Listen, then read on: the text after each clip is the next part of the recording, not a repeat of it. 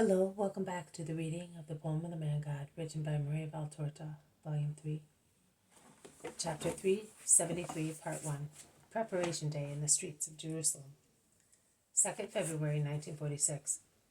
They come out of the temple, overcrowded with people, and plunge into the swarming streets, where everybody is making haste in the last preparations for Passover, and latecomers are anxiously looking for a room, a hall, any place at all, to use as a supper room, where to consume the lamb. It is thus easy to meet people, but it is also easy not to recognize one another in the dense, agitated crowd, as one sees faces of all ages, of all the regions where there are Israelites, and where the pure blood of Israel, through mixture of blood or simply through mimicry, has become like other races. One can thus see Jews who are like Egyptians, or look like Nubians because of their thick, prominent lips, snub noses, and facial angle. Others with small, fine features, slender bodies, witty eyes, make one understand that they come from the Greek colonies, or are crossed with Greeks. Whereas tall, robust men with rather square faces clearly show that they are connected with the Latin race. And there are many whom modern people would say are Caucasians or Persians, with a resemblance of Mongolian or Indian eyes in the very white faces of the former, and the olive-hued faces of the latter. A beautiful kaleidoscope of faces and garments. The result is that one's eyes become tired, and one ends up looking without seeing. But what escapes one is noticed by another.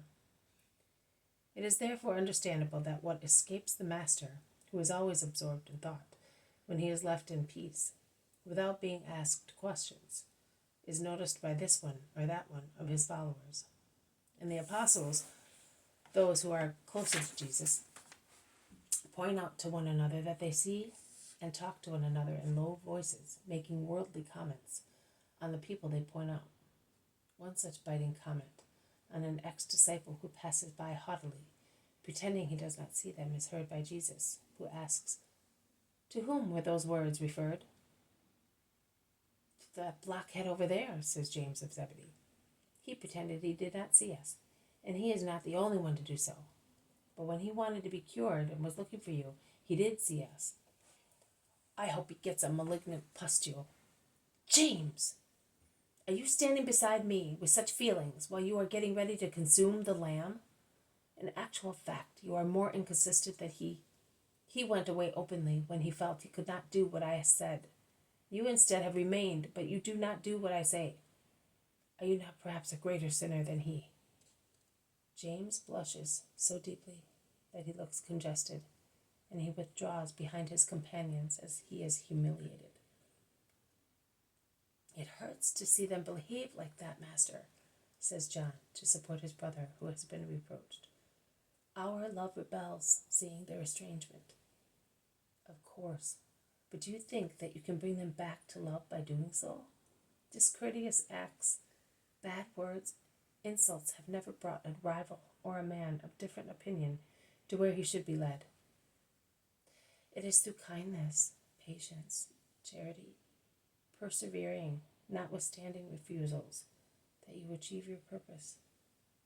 I understand and pity your hearts, which suffer seeing that I am not loved. But I would like to see and know that you are more supernatural in your acts and means to make me loved. Come on, James, come here. I did not speak to humiliate you. Let us love and understand one another, at least among ourselves. My dear friends, there is already so much incomprehension and sorrow for the Son of Man."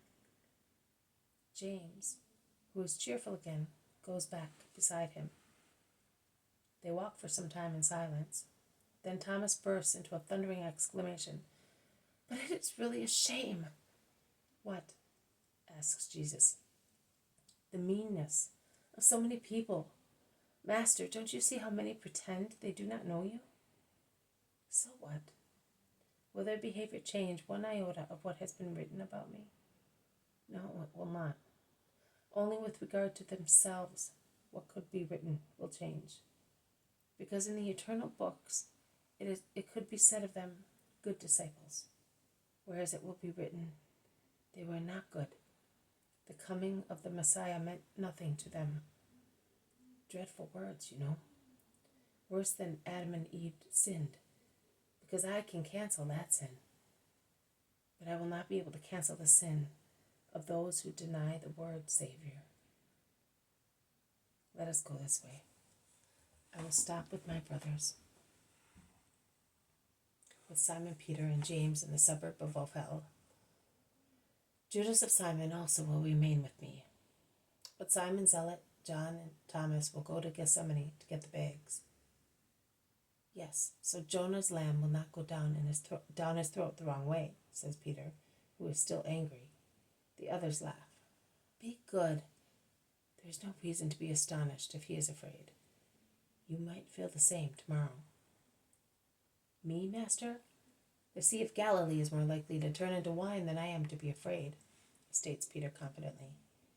And yet, the other evening, oh, Simon, you did not look so brave on the staircase of Chuza's palace, remarks Judas of Kerioth pungently, without being too ironic, but sufficiently sarcastic to bite Peter. I was afraid for the Lord. That is why I was worried. For no other reason.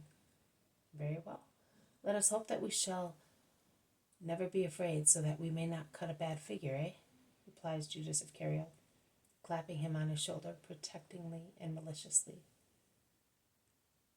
At any other moment his behavior would have given rise to a reaction. But Peter, since the previous evening, is full of admiration for Judas and puts up with him in everything. Jesus says, Philip and Nathanael, with Andrew and Matthew, please go to Lazarus' palace and tell them that we are coming. The 4 apostles part, and the others proceed with Jesus. The disciples, with the exception of Stephen and Isaac, go with the apostles sent to the palace. At the Ophel suburb, there is a further parting. Those bound for Gethsemane go away quickly with Isaac. Stephen remains with Jesus. The sons of Alphaeus, Peter, James, and the Iscariot, and to avoid stopping at the crossroads, they proceed slowly in the same direction as those who have gone to Gethsemane. They go along the same little street, along which Jesus will be taken by his torturers on the evening of Holy Thursday. Now, about midday, it is empty. After a short distance, they come to a little square with a fountain shaded by a fig tree, which is opening its little tender leaves above the calm water. There is Samuel of Analeah, says James of Alphaeus, who must know him well. The young man is about to enter a house carrying a lamb and other foodstuffs. He is preparing the Passover supper also for his relative, remarks Judas of Alphaeus. Has he settled here now? Had he not gone away? Asks Peter. Yes, he has settled here. They say that he is flirting with the daughter of Cleopas, the sandal maker. She is wealthy. Ah, so why does he say that Analeah left him? Asks the Iscariot. That's a lie. Man often makes use of lies, and he does not realize that by doing so, he takes the wrong path. The first step, one step, is enough, and no one can no longer get free. It is birdlime. It is a labyrinth, a snare, a sloping snare, says Jesus to Judas of Kerioth. What a pity. He seemed such a good man last year, says James of Zebedee. This has been a reading from the Poem of the Man God, written by Maria Valtorta, Volume 3, Chapter 373, Part 1, Preparation Day in the Streets of Jerusalem. Thank you for listening.